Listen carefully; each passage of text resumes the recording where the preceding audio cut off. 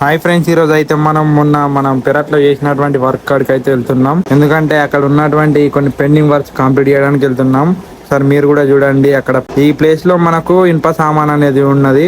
ఆ ఇనుప సామాన్ మొత్తం క్లియర్ చేసేసి మనం ఆ కట్టెల మీద బరకం కప్పడం జరిగింది. సో ఇవన్నీ మనం తీసినటువంటి సామాన్లు.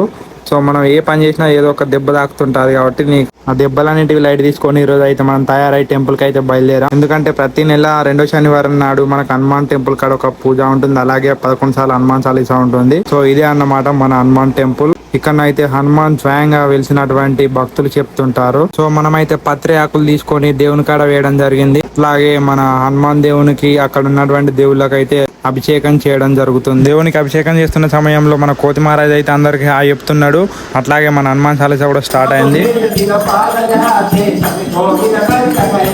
సో పూజన అయితే కంప్లీట్ చేసుకొని ఇంటికి అయితే వెళ్ళిపోయాం. నెక్స్ట్ వీడియోలో మళ్ళీ కలుద్దాం. Bye bye.